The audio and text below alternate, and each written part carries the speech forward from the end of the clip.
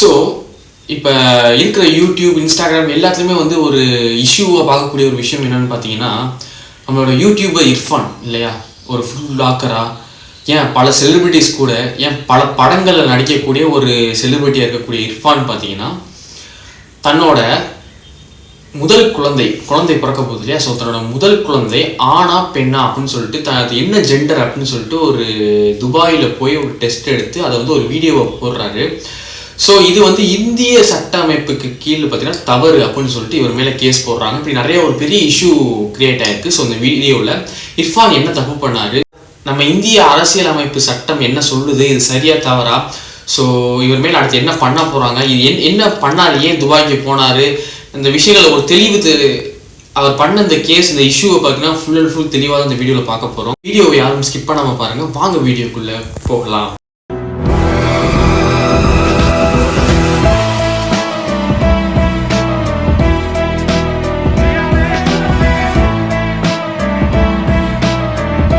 So first of all இர்ஃபான்னாலே நம்ம எல்லாருக்கும் தெரியும். இந்த வீடியோ பார்த்துக்கிட்டு இருக்க ஒவ்வொரு ஆளுக்கும் இர்ஃபான்னா யாருன்னு நான் சொல்லவே தேவையில்லை, தெரியும்.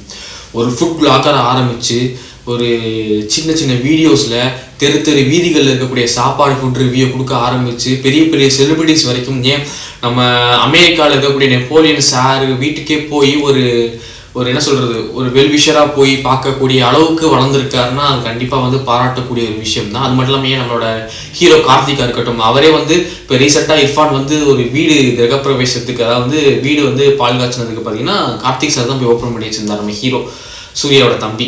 ஸோ இவ்வளோ செலிபிரிட்டிஸோட க்ளோஸாக இருக்கக்கூடிய ஒரு ஆள், பல படங்கள் நடிக்கக்கூடிய ஒரு ஆள், இப்படி வந்து எல்லாருடைய இந்தியா முழுக்கவுமே நிறையா பேர்த்துக்கு தெரியக்கூடிய ஒரு முகமாக தான் இர்ஃபான் உடைய ஐடென்டிட்டி வந்திருக்கு. இவருக்கு வந்து பார்த்தீங்கன்னா ரீசெண்டாக கல்யாணம் ஆச்சு. கல்யாணம் ஆகி கிட்டத்தட்ட ஒரு வருஷத்துக்கு மேலே இருக்கும். ஸோ அவர் கல்யாணம் ஆனதுலேருந்து பார்த்தீங்கன்னா நிறையா இஷ்யூஸ் மாறி சிக்கிக்கிட்டு இருக்காரு. இதுக்கு முன்னாடி பார்த்தீங்கன்னா ஒரு சில மாதங்களுக்கு முன்னாடி பார்த்தீங்கன்னா அவர் வாங்கின கார் பார்த்தீங்கன்னா ஒரு வயதான ஒரு பெண்ணை வந்து இடித்து அவங்க இறந்ததாக ஒரு குற்றமும் வந்துச்சு.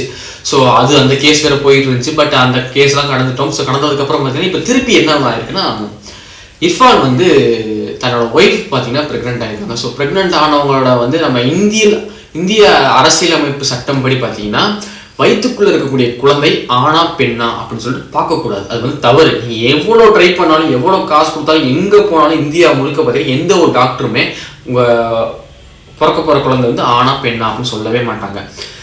இவர் என்ன பண்ணியிருக்காரு, இந்தியாவில் வந்து சொல்ல மாட்டாங்க அப்படின்னு சொல்லிட்டு தன்னோட ஃபேமிலியோட பார்த்தீங்கன்னா துபாயில் வந்து ஒரு டெஸ்ட் எடுத்து அது வந்து ஒரு பெண் குழந்தை அப்படின்னு சொல்லிட்டு கண்டுபிடிச்சி, ஸோ பெண் குழந்தை பிறக்க போகிறத வந்து ஒரு பார்ட்டியாக, அதாவது வந்து குழந்தை பிறந்ததுக்கு தான் பார்ட்டி வைப்பாங்க எல்லாருமே. இவர் பார்த்தீங்கன்னா ஆனா பெண்ணா அப்படி தெரிஞ்சதுக்கே, பெண் குழந்தை அப்படி தெரிஞ்சதுக்கே ஒரு பார்ட்டி வச்சு கொண்டாடி ஒரு வீடியோவை ரிலீஸ் பண்ணுறாங்க. ஸோ வீடியோ ரிலீஸ் ஆனதுக்கப்புறம் பார்த்தீங்கன்னா இவர் மேலே கேஸும் போடப்படுது. ஏன்னா நான் சொன்னேன், இந்திய அமைப்பு சட்டம் படி பார்த்தீங்கன்னா இது வந்து ஒரு தவறு அப்படின்னு சொல்லி நிறைய கேஸ் வருது. நிறைய யூடியூப் செலிபிரிட்டிஸ் நிறைய பேர் பேச ஆரம்பிச்சிருக்காங்க. இது ஒரு பேச்சு பொருளாகவே ஆயிடுச்சு. இர்ஃபானும் இப்போ ரீசெண்டாக அந்த வீடியோ போடுறதுக்கு ஒரு 1 hour மாதிரி பார்த்தீங்கன்னா ஒரு நியூஸ் வந்துச்சு. என்னன்னா ஒரு லெட்டர் மாதிரி வந்து, நான் எல்லாத்தையும் மன்னிப்பு கேட்டுக்கிறேன், நான் பண்ணது தப்பு தான், எனக்கு தெரியாமல் நான் பண்ணிட்டேன், மன்னிச்சிருங்க. பட் ஆனால் நான் வந்து எனக்கு பிறக்கக்கூடிய பொன் குழந்தைய பார்த்தீங்கன்னா நான் வரவேற்கிறேன், எனக்கு வந்து அவ்வளோ சந்தோஷம்தான் அப்படின்னு சொல்லி அவர் ரொம்ப சந்தோஷமாக தான் இருக்கேன். நான் வந்து தப்பாக எந்த ஒரு நோக்கத்துலையும் இதை நான் டெஸ்ட் பண்ணி பார்க்கல, ஏதோ தெரியாமல் பண்ணிட்டேன் அப்படின்னு சொல்லிட்டு மன்னிச்சிருங்க அப்படின்னு சொல்லிட்டு மன்னிப்பு கடிதம் மாதிரி ஒன்று வந்துருந்துச்சு.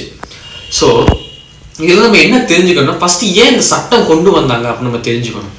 ஏன் வந்து கருவில் இருக்கக்கூடிய குழந்தை வந்து ஆனா பெண்ணா அப்படின்னு சொல்லிட்டு பார்க்கக்கூடாதுன்னா, கிட்டத்தட்ட ஒரு 30 வருஷங்களுக்கு பின்னாடி போயிருங்க.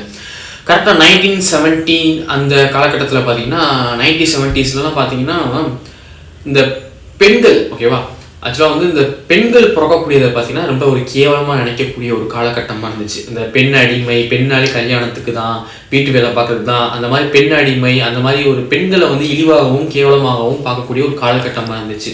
ஸோ தனக்கு வந்து ஆண் குழந்தை தான் கௌரவம், ஆண் குழந்தை தான் பிறக்கணும் அப்படின்னு சொல்லிட்டு ஒரு நம்பிக்கை இருந்துச்சு.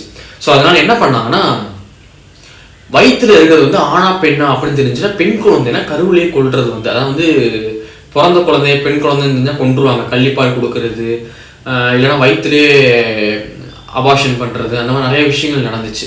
ஏன்னா பொன் குழந்தை பிறக்கிறத வந்து யாருமே வரவேற்கலை, எல்லாரும் வந்து அது ஒரு கேவலமாக தான் பார்த்தாங்க, ஆண் குழந்தை தான் ஒரு கௌரவமாக பார்த்தாங்க. ஸோ இந்த பெண் சிசு கொலையை வந்து தடுக்கிறதுக்காக மட்டும்தான் இந்த ஒரு சட்டமே கொண்டு வரப்பட்டுச்சு. பட் இர்ஃபான் வந்து ஏன் அவர் பண்ணது தப்பு இல்லை அப்படின்னு சொல்லிட்டு ஒரு இது மாதிரி கொடுத்துருக்காருன்னா, ஏன்னா அவர் வந்து தனக்கு ஆண் குழந்தை தான் வேணும் அப்படின்னு சொல்லிட்டு ஒரு டெஸ்ட் எடுத்து பார்க்கல, தனக்கு என்ன ஒரு குழந்தை பிறக்க போகுது அப்படின்னு சொல்லிட்டு ஒரு ஆர்வத்தில் ஒரு வீடியோ எடுத்து போடக்கூடிய ஒரு இதில் போய் துபாயில் போய் எடுத்து போட்டாரு. ஆனால் அவருக்கு பிறக்கக்கூடியது வந்து ஒரு பொன் குழந்தை அப்படின்னு தெரிஞ்சதுக்கு அப்புறமும் பார்த்தீங்கன்னா அதை வந்து சந்தோஷமா அந்த வீடியோவில் நீங்கள் பார்த்துருப்பீங்க, எவ்வளோ சந்தோஷமா ஒரு வச்சு பெரும்பாடி அது அவங்க முகத்திலே தெரிஞ்சிருக்கீங்க எவ்வளோ சந்தோஷமா அந்த குழந்தைய வரவேற்கிறாங்க. ஸோ இதுக்கு மேலே என்ன வேணும்? அவர் அந்த வீடியோலேயே அவர் வந்து இந்த பெண் குழந்தை ஆண் குழந்தை இந்த சட்டம் வந்து கொண்டு வரப்பட்டதே வந்து பெண் குழந்தைய வந்து கொள்றாங்க, அதை வந்து யாரும் இது பண்ண மாட்டாங்க அப்படின்னு சொல்லிட்டு அந்த சட்டமே கொண்டு வந்துச்சு. பட் இவர் பார்த்தீங்கன்னா தன்னோட பெண் குழந்தை வரவேற்காரு. ஸோ வந்து இவரோட நோக்கத்தை வந்து நீங்க பார்க்கணும், அந்த என்ன நோக்கத்தில் அவர் போய் அதை பார்த்தாருன்னு. ஸோ அவர் பார்த்தது பார்த்தீங்கன்னா ஒரு நல்ல நோக்கத்துல இருக்கு. ஏன்னா வந்து ஒரு கொலை பண்றதுக்காகவோ பெண் குழந்தைகளை வந்து வேண்டாம் அப்படின்னு சொல்றதுக்காகவோ அந்த காலகட்டத்தில் இருந்ததை மாதிரி அவர் எதுவும் திங்க் பண்ணல. அவர் வந்து நல்லா தான் திங்க் பண்ணியிருக்காரு. ஆனால் என்னதான் நம்ம இந்திய அரசியல் சட்டப்படி பார்த்தீங்கன்னா இது ஒரு குற்றம் அப்படின்னு எல்லாருமே அடிச்சுதான் சொல்றாங்க, நானும் அடிச்சுதான் சொல்றேன். ஏன்னா அது வந்து ஒரு குற்றம் தான். ஏன்னா வந்து சட்டம்ங்கிறது பார்த்தீங்கன்னா காசு இருக்கிறவனுக்கும் சரி காசு இல்லாதவனுக்கும் சரி ஏழைக்கும் சரி பணக்காரனுக்கும் சரி எல்லாருமே சமம் தான். இந்திய அரசியல் அமைப்பு சட்டமே வந்து அதான் சொல்லுது, அனைத்து இந்திய குடிமகன்களுக்கும் சட்டம் ஒன்று. ஏன்னா பிஎம்மாவே இருக்கட்டும் அவருக்கும் சட்டம் ஒன்று தான். ஸோ அதனால அவர் பண்ணது தப்பு தான், ஆனால் அவரோட நோக்கம் வந்து சரியான ஒரு நல்ல நோக்கத்தில் தான் இருந்திருக்கு, எந்த விதமான ஒரு தவறான நோக்கமும் இல்லை. ஏன் இதை தப்புன்னு சொல்றாங்கக்காக தான் இந்த வீடியோ நான் போடலாம்னு வந்தேன். அதாவது நான் திருப்பியும் சொல்றேன், 1970s கிட்டத்தட்ட 30-25 வருஷங்களுக்கு முன்னாடி பார்த்தீங்கன்னா இந்த பெண் குழந்தைகள் வந்து யாருமே வரவேற்கல. பெண் குழந்தைகள் வந்து கொள்ற மாதிரி சம்பவங்கள் நடந்ததுக்கு அப்புறம் தான் இந்த மாதிரி கருவில் இருக்கிற குழந்தை ஆனா பெண்ணா அப்படின்னு சொல்லிட்டு பார்க்கக்கூடாது அப்படின்னு சொல்லிட்டு இந்த சட்டமே கொண்டு வரப்பட்டுச்சு. பட் இர்ஃபான் அதை பண்ணியிருக்காரு, நம்ம நாட்டில் இல்லாட்டி வெளிநாட்டில் போய் பண்ணியிருக்காரு. ஆனா இன்னொன்னு அவர் நம்ம நாட்டிலையும் பண்ணல. இது எந்த அமைப்பு எப்படி கொண்டு வருவாங்கன்னு எனக்கு தெரியல. ஏன்னா வந்து இது இந்தியாலையும் அவர் பண்ணல, வெளிநாட்டில் போய் தான் பண்ணியிருக்காரு. லீகல் தான், நம்ம இந்தியாவில் தான் இல்லீகல், துபாயில் லீகல் தான். ஸோ இது அவர் மேலே இவர் எனக்கே ஒரு கன்க்ளூஷன் கொண்டு வர முடியல, இவர் பண்ணது தப்பா சரியான்னு கன்க்ளூஷன் கொண்டு வர முடியல. என்ன கேட்டீங்கன்னா ஒரு 70% வந்து அவர் பண்ணதுல வந்து அறியாமை சரிதான் அப்படின்னு தான் நான் சொல்லணும். ஏன்னா துபாயில் வந்து இது லீகல், இந்தியாவில் தான் இல்லீகல். ஆனால் இவர் வந்து ஒரு இந்திய குடிமகன் தான். இன்னொன்று வந்து அவர் வந்து பெண் குழந்தைகளை கொள்றதுக்காகவோ இல்லை வந்து பெண் குழந்தை வேண்டான்னு சொல்றதுக்காகவோ அவர் டெஸ்ட் எடுத்து பார்க்கல, தனக்கு பிறக்கக்கூடிய குழந்தை என்ன ஆனா பெண்ணான்னு சொல்லிட்டு ஒரு எக்ஸைட்மெண்ட்ல போய் பார்த்து ஒரு வீடியோ எடுத்து போட்டாரு. ஸோ அவரோட நோக்கம் நல்ல நோக்கமாக தான் இருக்கு. ஸோ அவர் நான் என்ன கேட்டீங்கன்னா என்னோட பர்சனல் ஒப்பீனியனா நான் வந்து ஒரு 70% அவர் செஞ்சது வந்து அறியாமை பற்றி நல்ல நோக்கம் அப்படிதான் நான் சொல்லுவேன். ஸோ இதை பத்தி நீங்க என்ன நினைக்கிறீங்கன்னு மறக்காம கமெண்ட்ல சொல்லுங்க. இதை பத்தி உங்களுக்கு என்னென்ன விஷயங்கள் தெரியும் அப்படின்னு சொல்லிட்டு மறக்காம நீங்க கமெண்ட்ல சொல்லுங்க. கூடிய சீக்கிரம் இன்னொரு வீடியோவில் வந்து நான் உங்களை யூடியூப்ல பார்க்குறேன். தேங்க்யூ.